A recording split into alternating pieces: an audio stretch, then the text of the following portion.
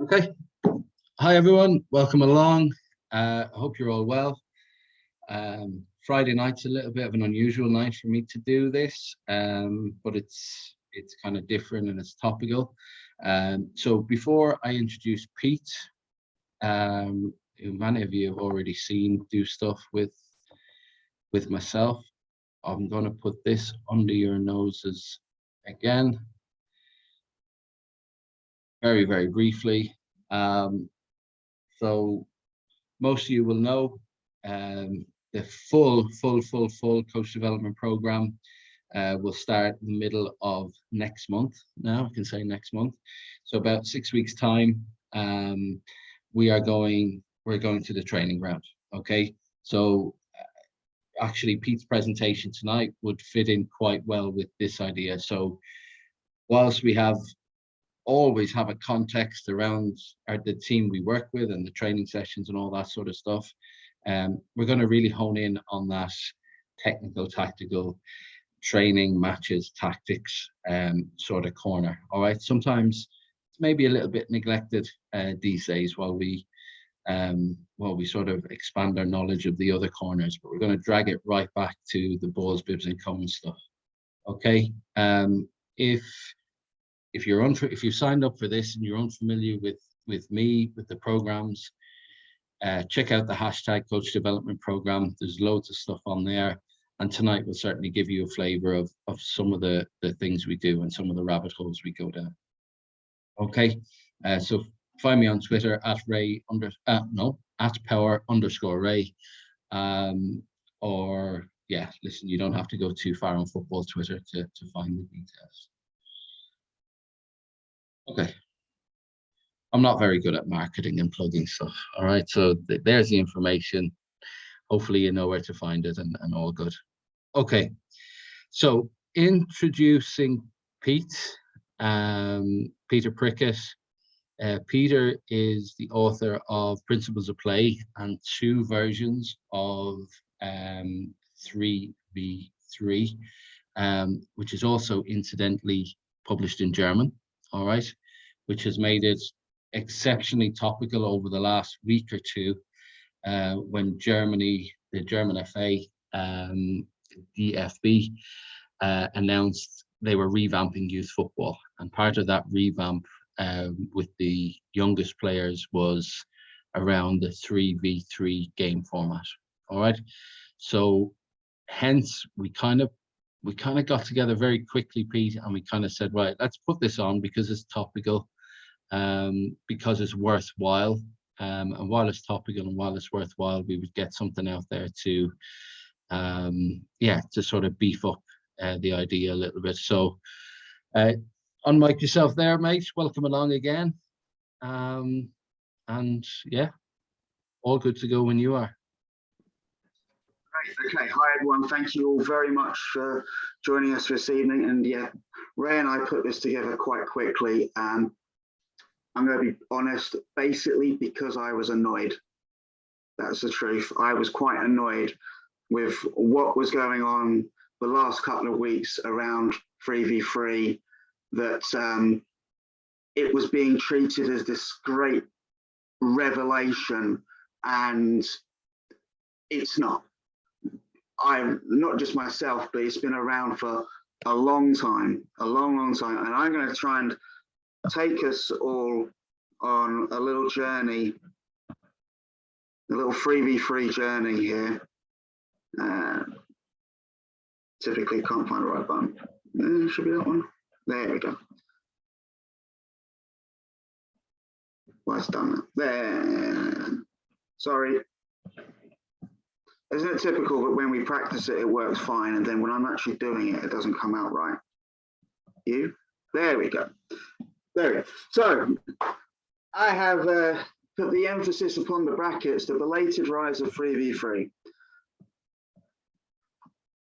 And starting here, because I think a lot of the way in which it has been pitched, particularly the way the German FA have gone about things, is they are talking about the romantic side of football, the romance of free play.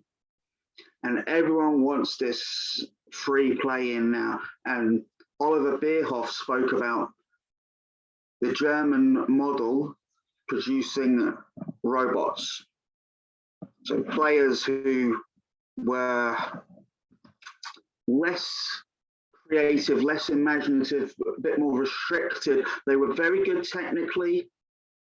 They had nice patterns of play, but they were robotic. They weren't full of flair and imagination and creativity.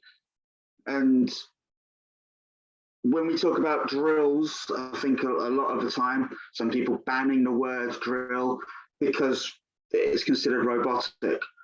And small-sided games tend to be more popular amongst those who believe in creativity and freedom. But which one? And that's always the next question. Which one is it? And for a long time, it was 4v4, the Dutch model, the Dutch 4 versus 4.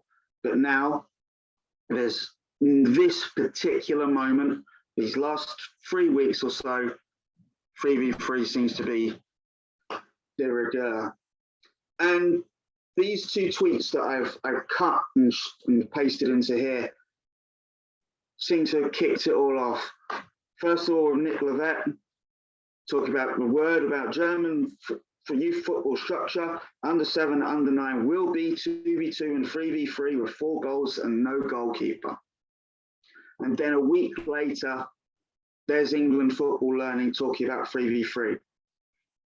And the reaction to it, you can see the number of likes that they were racked up. The reaction was like the scales had fallen from people's eyes. Even with the German FA, it's not new. A few years ago, they talked about 3v3 and they used it. What the difference is now is they have made it mandatory. Before, it was an option, but ultimately, much like it's an option here, they decided they're not taking the option. They're staying with 5v5. They're staying with 4v4. We need to make it mandatory, which is something that has been called for here many times. And I've written here, 2016. So it is 6 years since the passing of Horst Wayne that they have finally decided to make his model of 3v3 the official model for German football. And I have to put Horst on here. I can't say that he is the first to have done 3v3. I don't think we have any proof either way about who got there first. But he was certainly, I think, the first to formalize it with his Fanino format. And it was in the 1980s that he began working in hockey. I actually think he began working much earlier than that, but he wrote about 3v3 for hockey first, transferred it into football, and then his books were published circa 2000.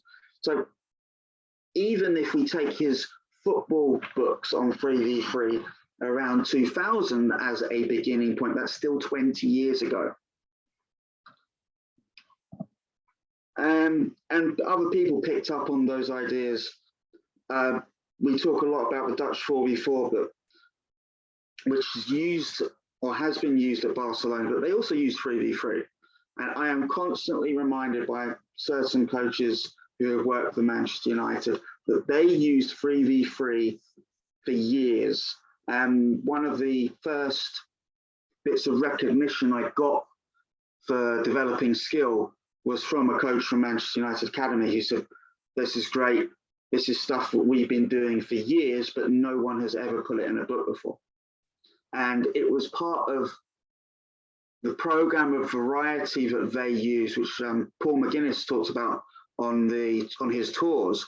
They used Dutch 4v4, they used futsal, they used cage football, they also used 3v3. I've included PSV on here because the next step in our journey, I'm going to leave that a little while. Hopefully you can read it. It's a little bit stretched. I was trying to get it to fit.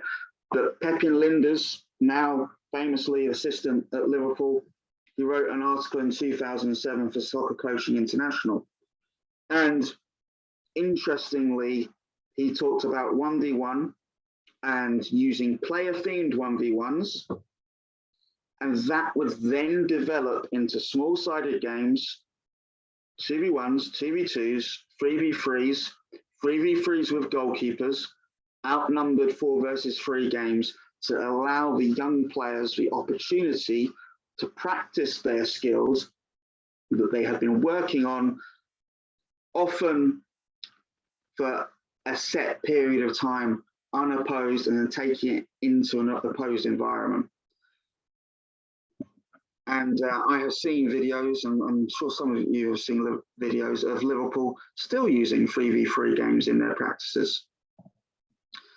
A little bit of Disney chucked in here. I'm going to play this video. There's not going to be any sound, I don't think. If you do get some, you're lucky. It's just music. Ray and I tested it beforehand. For many years, for almost 30 years, Disney ran a free, or I say Disney ran, it was at the Disney complex, a 3 versus 3 grassroots tournament that was nationwide, with people turning up from all over the country, starting in the late 90s, playing 3 versus 3. I'm just going to let this play for a little bit.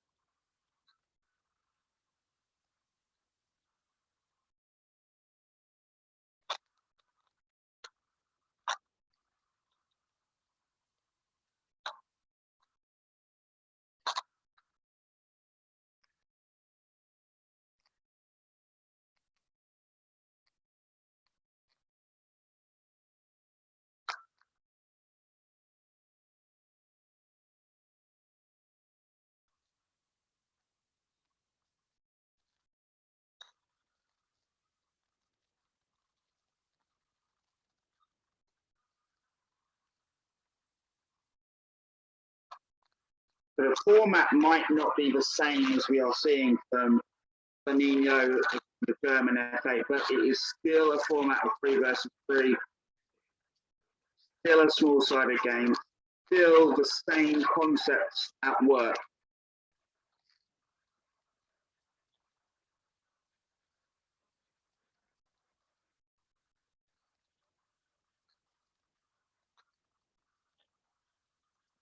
I'll just pause that.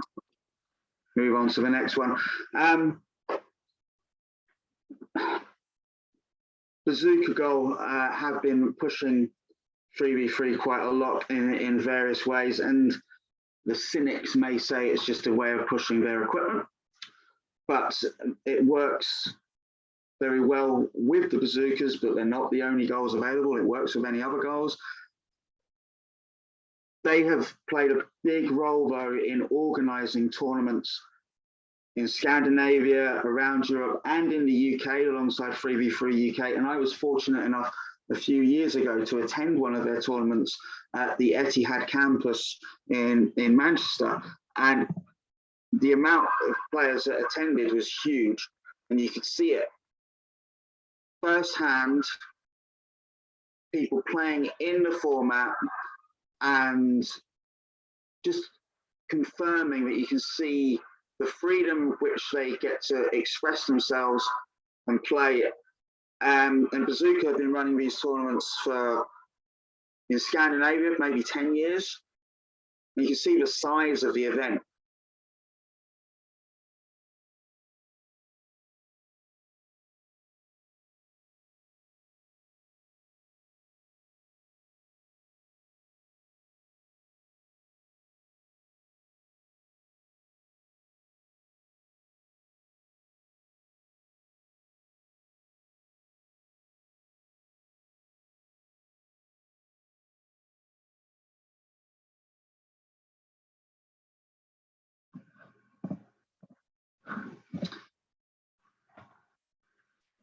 Unlike Ray, I'm good at self-promotion.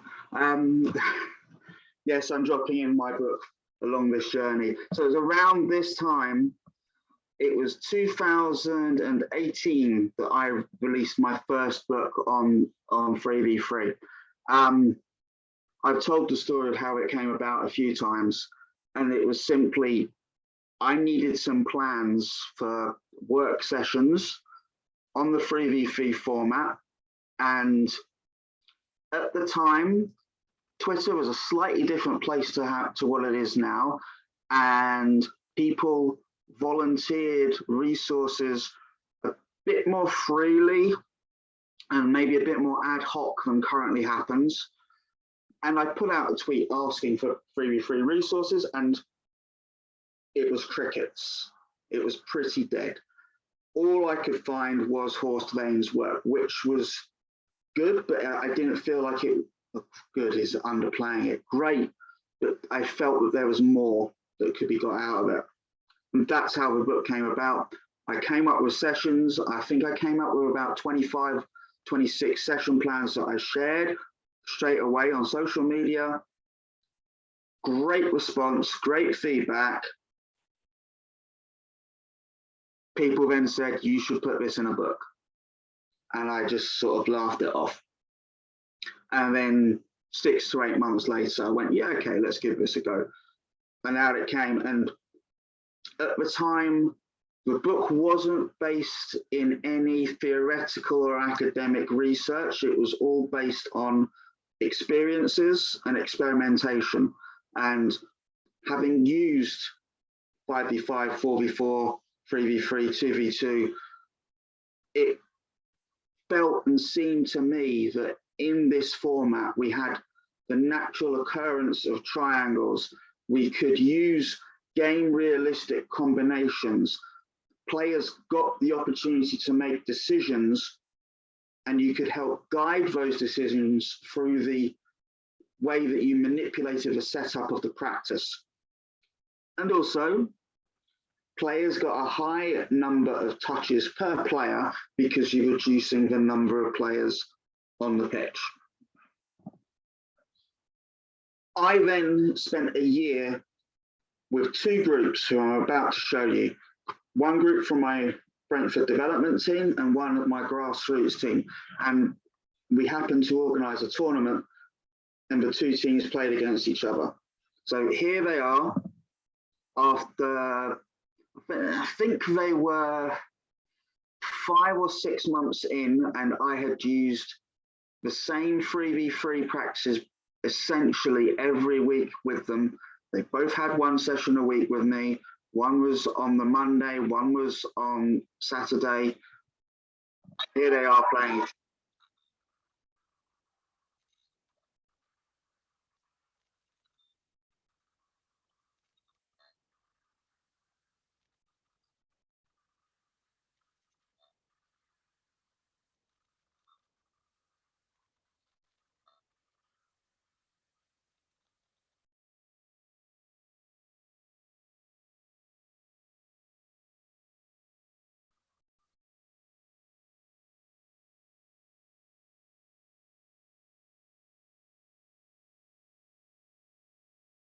In case anyone isn't sure, Brentford are a team in green.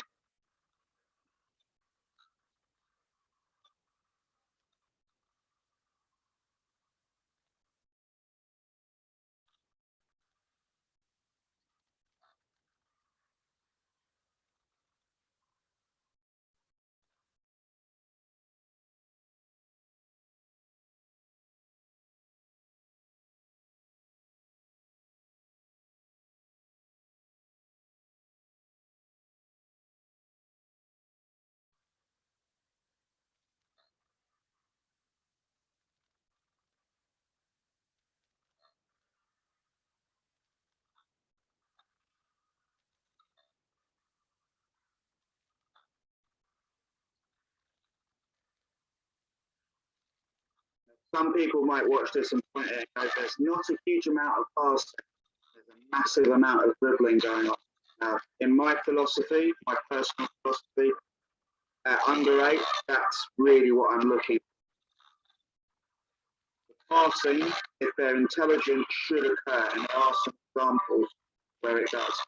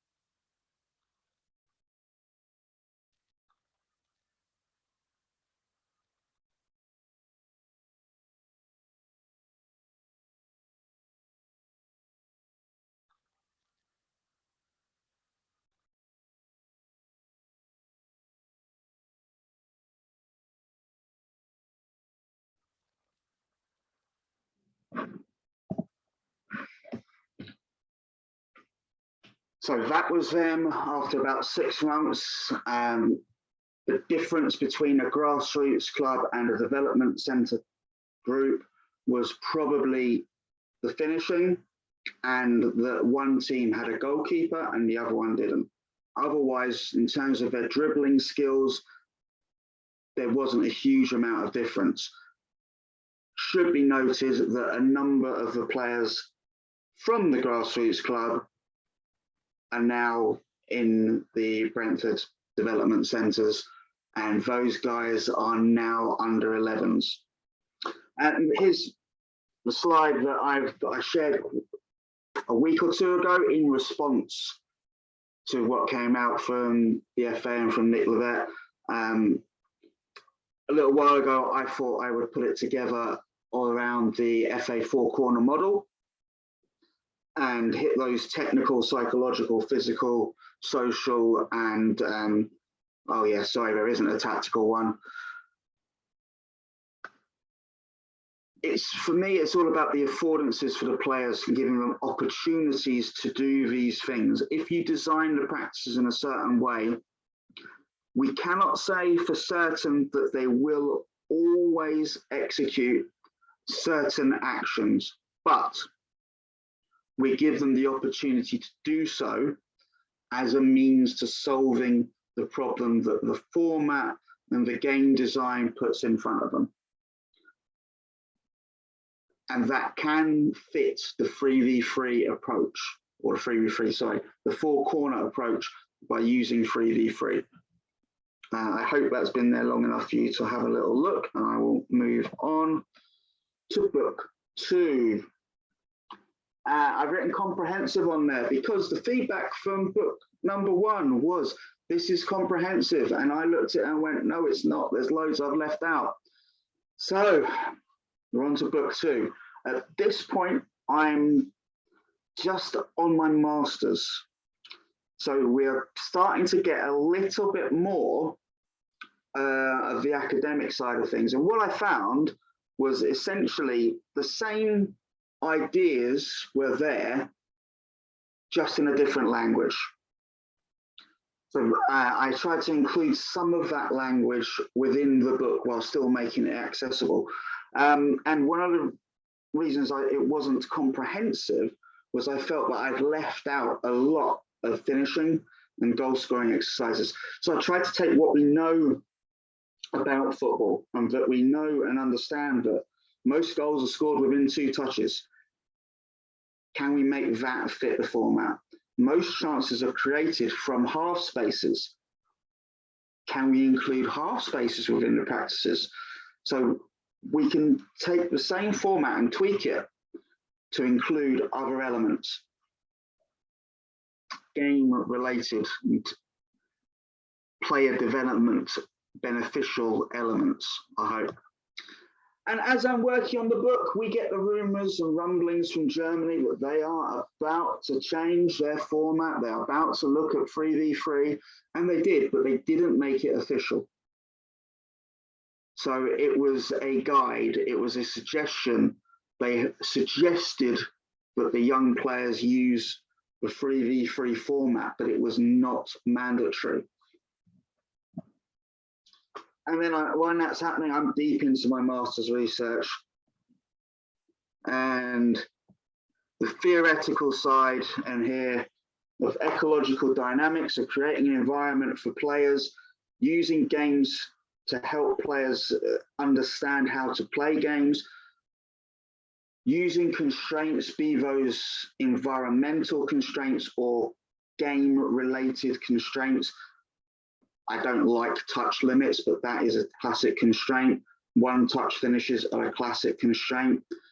And then the idea linked to ecological dynamics that when it comes to decision making, players and humans make decisions based on what they perceive around them. So if we are doing a unopposed practice, we're removing decision making. Link that to skill acquisition, and that we understand repetition does help, but repetition of what?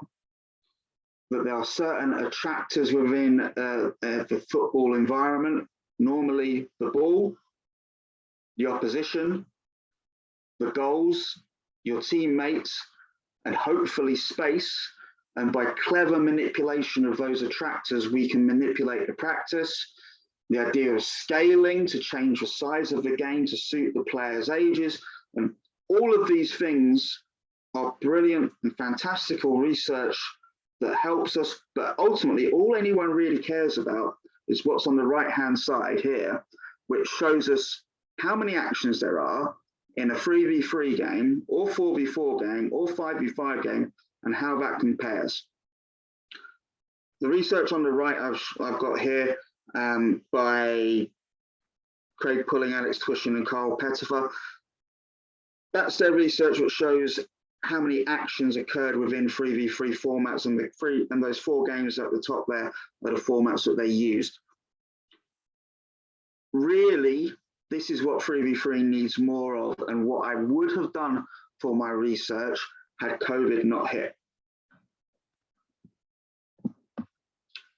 And this one has existed for quite a long time by Adam Owen, Craig Twist, and Paul Ford, and actually some of that figures in book number 1, comparing 1v1, 2v2, 3v3, 4v4, and 5v5 formats, showing how many actions occur within each. Now, there's some weird ones on here that need explaining. Like, for example, how can there be 16 passes in 1v1? Because the actual format they used was 5v5 plus 2 neutral players on the outside, 4v4 plus 2 neutral players on the outside, 3v3 plus 2, 2v2 plus 2, 1v1 plus 2. But nonetheless, it shows that the ratio of players to actions is very, very high in 3v3, and the number of actions per player, which is that slide or that image, is high.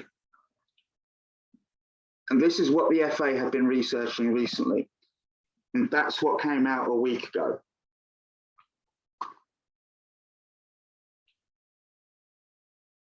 You can see how high all of the actions are in 3v3, and some of the times the criticism of it is it's a dribbling game, it's a dribble first game. Well, look how high the passing is. Look at the defending actions per player. Pressing is really, really high in 3v3. Intercepting comes out quite low, which is a bit of an anomaly there. But credit to the FA for doing the research, taking the time to do this. It requires time and money, which is something that they have, which is why they are probably certainly the right people to be doing it. But again, this is what people really want. This is where people's minds get changed. You get the validation of a foreign FA showing you, yes, we're using it, and then you get numbers, and people react to the raw numbers really, really strongly. I put this in as well, a maximum, not a minimum, because we've been able to play 3v3 at the youngest ages for a very, very long time. Those who read the guidance, it says 5v5 is a maximum, not a minimum. You can, as long as the coaches agree to it, play 3v3 or 2v2. Now, the issues are people don't want to do it. Generally, because of social and coach educational factors, the coaches who are involved at those age groups, they want to play 5v5 and they want to win. They don't want to do what is, and sounds terrible, but they don't want to do what is best for the players because they don't necessarily know what is best for the players. And this is also what happened in Germany. That's why Germany made it mandatory that they would play 3v3. So the question of what now and what next, I think we're heading in one direction here, which is not quite sure when, but given the amount of research that's going into it, given who is currently involved in setting the playing formats, it's coming. I think 3v3 and 2v2, to be fair, are coming in England as mandatory formats for the youngest age groups in youth football. I'm just going to stop the share there and return us to Ray. Good stuff. Thanks, Pete. Give yourself a little bit of water or something there that you've got to. So I'm just opened up the chat. It's open to everyone, of course. So when you've figured out any light bulbs, anything you figured out in terms of any questions, we can put in the chat and sort of bring to Pete from there. I just wanted to. John, sorry. I have two things. First of all, congratulate you for sort of biting your knuckles at various points. I thought the way you started, you were going to go on a proper rant, like Kevin Keegan style rant, but you didn't. So good on you for that. Second of all, I think it's worth pointing out that I think we're talking about 3v3, but we're almost talking about two different things. We're talking about it from a games format point of view, like the Germany thing. So at the weekend, this age group will play this format. And then we're also talking about its usefulness as a training program, like you were saying with your Brentford and your grassroots team. So there'll be a multitude of coaches in the room that will be from different countries, from abroad, from maybe there's like myself who spend more time in the 11v11 game, actually saying, do you know what? This is a really, really useful training tool, no matter how you cut and slice it with extra players that we could use. Yeah, when I came on previously to talk about 3v3, we focused on the physical side of things, which I didn't cover at all on here. Again, looking at research shows that of all the formats, playing 3v3 seems to most closely match the amount of VO2 max, the oxygen that is burnt by players when they're practicing. 3v3 seems to most closely match 11v11. So as a introduction or to a session or pre-season for adults, 3v3 can work really well, but you have to be careful with 3v3 because if you go straight to it, it could be too much for adult players who are not match fit. So there's the physical returns, which I tend to stay away from because I'm most interested in the technical returns on Freebie free, but it also has a high physical return. Well, I mean, and the reason I'm coming at it from this angle is that we, just personally speaking, and using not just 3v3, we're not here to sort of, you know, flash it up everywhere, but this idea that what we would do here is that if you imagine there was a spectrum from unopposed practices right up to 11v11 and everything in between, so literally your 1v0, 1v1, 3v3, 5, all that kind of stuff, and all the outnumbered practices and all that sort of stuff. What we would often say to the coaches here is, look, if you find yourself working sort of 8v8 plus a lot, then it's kind of time to catch your breath and take it down. So, and we would train a lot, probably a lot more than most, but we were able to come up with this idea that can we train across the scale, so you get your high technical stuff from your low end 3v3, 2v2, 4v4, and you get your high level tactical returns from that. So worth thinking about in the room how you can use it as a training program as well. Because like even the questions that are coming in, there's 4 or 5 in the chat. We seem to be looking at the game format, the match format, the weekend format. Should we go into some of these questions? Or do you want to add something? So go with the first one I can see in there. I don't know if everyone else has. Okay. Well, I'll give it the shout out, and you can give us your penny's worth. Okay. Oh, David, you may have opened up a can of worms here. Okay, so Pete, given all the evidence and the benefits, what's stopping 3v3 format from being introduced in grassroots football now?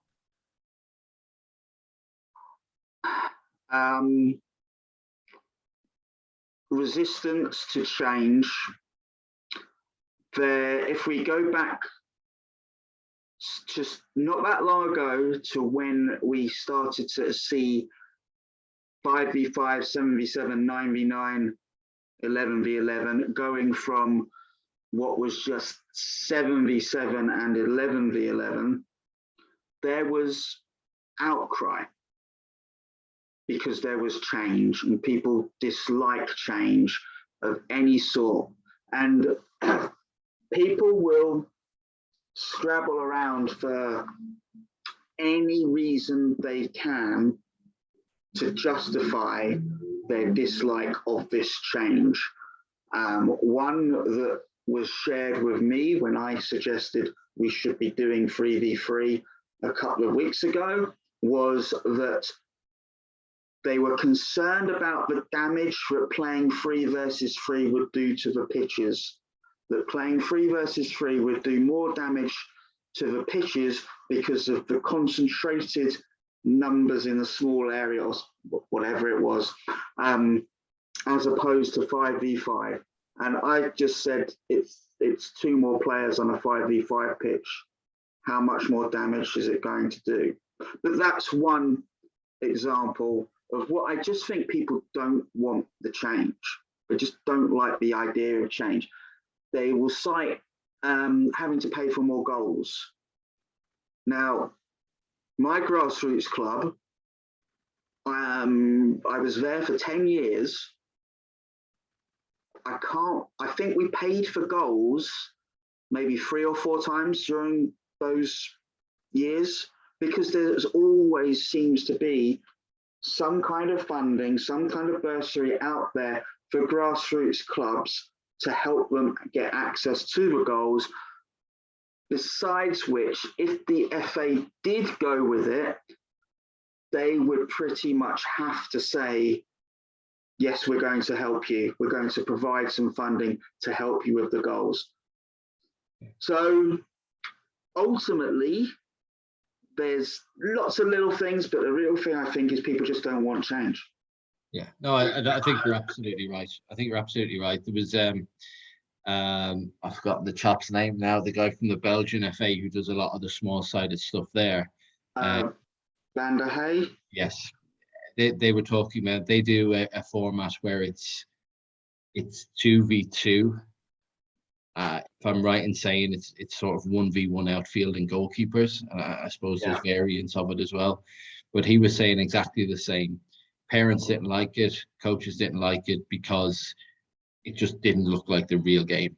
And if I don't know, 90% of coaches had a choice, it's 11v11, no matter what age group it is, because that's what we're familiar with and what it looks like. So I think that's, you're right, every change has been a real slow burner.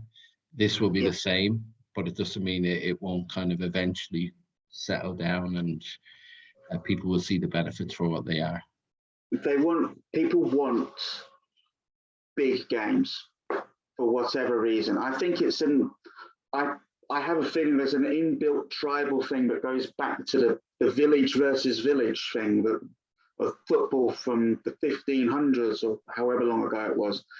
Even not that long ago, I was working with a coach at a pretty decent level, and he suggested that we end with a 13 versus 13 game, to which I just said, no, that's never going to happen.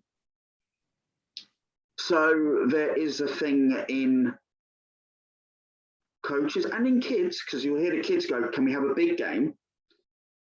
And just people in general, this idea of a big game without really thinking about what the consequences of that may or may not be. For sure. You mentioned goal size. You mentioned goals and stuff like that a minute ago. Do you use a standardized size goal? Is that something that's recommended? Is it still quite loose? Yes. I am generally of the opinion that I don't think it matters that much. I have some nice pop-up goals, the Kickster ones. Kickster, if you're out there, I'll have some more of those, please. That are about 2 meters by 3 meters. So if I'm playing with just one goal at each end, they're a really nice size for the kids, up to, you probably use them up to under 13. And then if you're playing with 2 goals at each end, yes, those bazookas are a really nice size, but there are similar goals that are slightly smaller. I think the bazookas are just over a meter and a half. There's some that are about a meter, and they're absolutely fine as well. I don't think it's all that important. I've got a version of 3v3 in one of the books, God knows which of the 2 it is, because they've blended together in my head, where to score, you don't score a goal, you knock a ball off of a cone. And there's two balls with a cone on, split across the end of the pitch, much like the goals would be. It's harder, but it's the same for both teams, and you're practicing a different skill. Yeah. You're increasing the level of accuracy that's required. You're making the players get closer to the target before they take their shot. Equals more dribbling. More dribbling. So your goal sizes are bigger goals, more shooting. Yeah, true. So maybe there's a little outcome there for everyone in the room, just in terms of how do your goal sizes impact what the players do on the field. I had an example there this week where we had some mini tournaments here where our female players, older teenage female players, quite a mix actually from mid to older teens, that were using full-size goals, and they quickly figured out that with certain keepers, and we've all seen this, certain keepers at certain times, if you hit it at a certain height, that was your, so what we were getting was lots of long shots, lots of direct free kicks, lots of so it has that impact. If your goals are smaller, maybe you have to dribble more to get closer to them. If they're bigger, maybe they'll take shots on earlier and quicker. or if it doesn't matter, does it, Pete? If it's end zones, then you'll get more dribbling again. If it's knocking skittles down, it's another Dribble outcome through too. gates, play into a target. These are the things that I mentioned the word attractors earlier. So however you score a point in that game form, that is what will attract the action and what players will start to focus on. So if it's end zones, we might get more dribbling, we might get more through balls and more forward runs off the ball.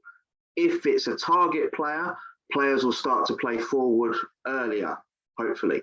That you might then get, okay, there's a target player, we can defend this by front screening it, and you'll get players essentially practicing their inner Claude Makélélé without having to necessarily explicitly tell them that that's what they have to do. Someone might figure it out. And then if no one does figure it out, maybe just the use of clever questioning can bring that out. Yeah, for sure. And that takes us nicely into the next question, actually, which was about pitch sizes. So if you were let's give two answers here. So Steve was talking about under 8s to under 10s. So pitch sizes, let's say for the formal game at the weekend, and then the implications of pitch sizes in the training environment. So I use approximately 20 by 10 to 15 and 20 maybe up to 25.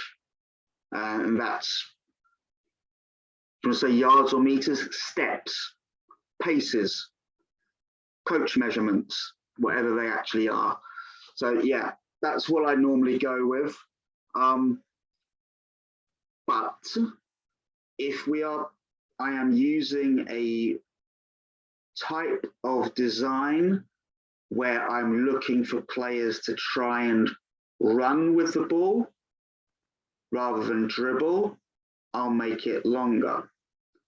If I'm looking for players to play further or longer passes into the target player, I'll make the pitch longer. If I'm looking for lots of shot blocking, so this is something that I used 3v3 with an under 17 team, because early on in the season, they weren't getting out to the ball and blocking shots. So I used a very small area. I think the area was about 10 meters by 5 or 6 meters.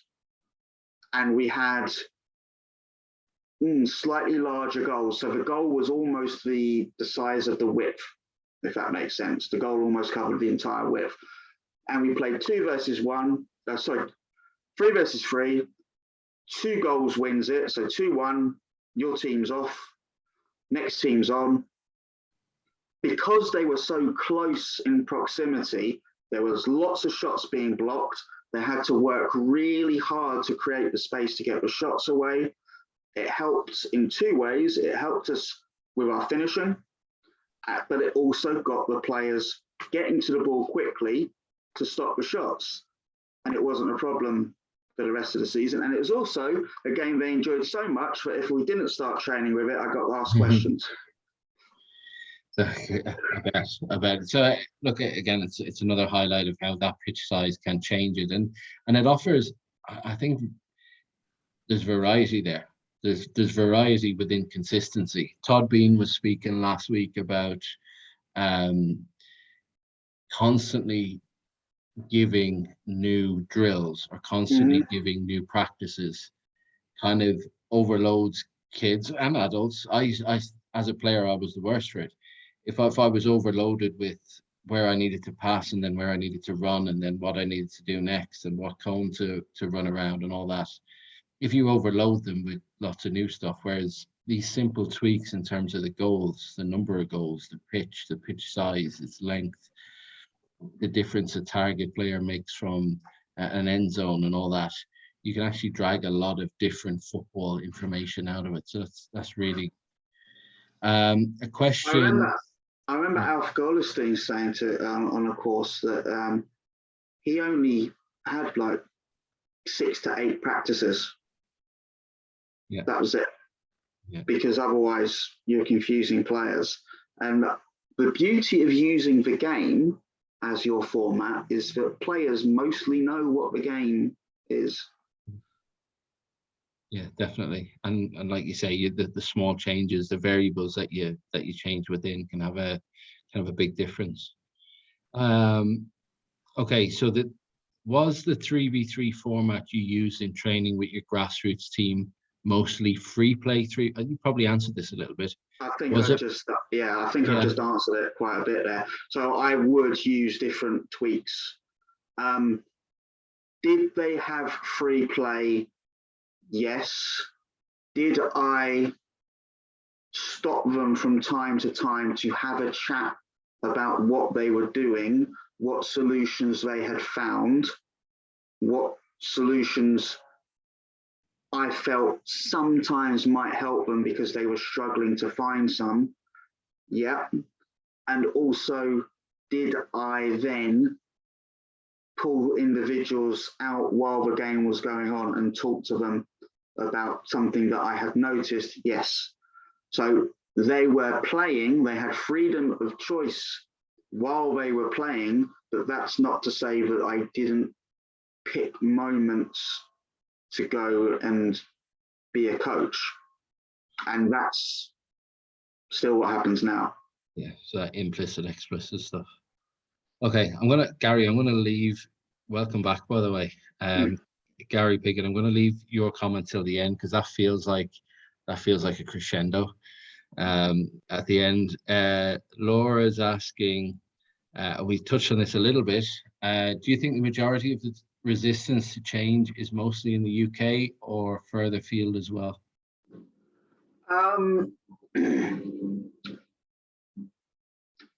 From conversations I've had with people in certain places, unfortunately, I don't have global contact, so I can't say for everyone, but I know that other people have experienced similar resistance. I think the race to 11v11, as it has been christened, exists across the footballing world. And I think one of the things that fascinates me most about that is that 11v11 participation numbers are dropping and dropping and dropping. So we are racing to play 11v11, and yet most adults now play 77, 5v5, which I think is really, really interesting. Yeah, I think it's true. And do you know what? I simply put it down to people are familiar with 11v11. It's what they see on the TV. On TV, yeah. And it's not like we're clouded by TV. It's just the game we love, and probably our earliest memory of the real game. I'll call it the real game, which is probably not the right term, but football is 11v11, and we talk about formations, and we see analysis shows that's based on an 11v11 game, and I think the coach, if they're not careful, tries to recreate that in the wrong environment, and then has this kind of pushback when it comes to if the race to 11v11 is slowed down a little bit. The beauty of it, in a way, is that whether it's 11v11 or 3v3, it remains an invasion game, and plug-in coming, the principles of play will remain the same. Whether it is 5v5, 7v7, 11v11, 3v3, the principles of play, as long as scoring is involved, and there must be scoring involved really for it to be a recognizable game, the principles of play will remain the same. Agreed. Okay, Jeff asked a question, so the last question before we wrap up. Have you seen players who have started with 3v3 playing an 11v11 game, and how this 3v3 development benefits them? Okay, so I suppose to reframe it a little bit, what are the benefits of playing 3v3 for the 11v11 game? Well, I mentioned the shot blocking side of things. That was a explicit practice gone into Freebie from 3v3 into 11v11. But what I would say to that is it really depends on your players and what they need, or the group of players and what they need. So if I were working with a group who need higher levels of tactical and technical side of things, then the 3v3 with the older players is less relevant. Now, I think the question though is players who have gone from the 3v3 format into 11v11. I have to say I have not actually, in all honesty, witnessed those players get there yet. Those under 8s are the first group, or the under 8s you saw in the video, are the first group who had a really, really concentrated time using 3v3. They are 2 years away from going 11v11, 2 seasons away anyway. So no, in all honesty, I haven't seen it yet. Well, they always say it takes 10 years. Takes 10 years to see the proof. Yeah, and I'm going to put this out there as well, because I've always said this. It's not the only format in town, especially for training. And I believe in variety being important. I mentioned Manchester United, and they have used, or they did use, variety of formats, especially in training, for years, and that reaps massive benefits. But some coaches don't even consider 3v3, and I think as a Sunday morning or Saturday morning format for the younger players, really need to look at it more carefully, even if it's for just a year or two as they work their way through. Yeah, I think the variety is massive. I'm a big believer in variety because it just gives you different experiences, different outcomes. Nick talks at Man United. The last time we spoke around stuff like this, they were still talking about variety. So the 4v4 thing became famous out of Man United, but he would say we play 5v5, 7v7. At Burnley, Ian Jones from Burnley came in. Every age group there plays. They play futsal. They do, but they play 2 formal games per week. One of them will be, let's say, youth development phase. One of them will be 11v11, but the second one will be a different format. So even if you're under 16, you might play 5v5 indoor or something, just because of that variety. So it's definitely worth, as coaches, definitely worth considering your variety when you deliver. Okay, and almost the last word anyway. The last word from the room going to the room is Gary's. It makes total sense to implement these formats for so many reasons. You hit the nail on the head, Pete, towards the end of your presentation. Coaches and managers wanting to win games and therefore detract from the intention and not having a developmental mindset, not proper football according to some dinosaurs. Right? And probably the last webinar I will ever end using the word dinosaurs. Okay. All right, Pete, thank you so much for coming in, for giving your time, for sharing your knowledge. There probably isn't a better sharer out there, I don't think. So mate, thank you once again for joining the group. For everyone else in the room, I'm going to send out this video tomorrow, and so you can sort of capture some of the things you may have missed, or just for a second chance to have a listen. And yeah, I hope to see you all very soon. Check out Pete's page for all his book details. Check out my page for my books as well, and both for the coach development stuff. If you've enjoyed tonight, give us a shout out on Twitter as well. That'd be really helpful. Thank you, everybody. Thanks, everyone.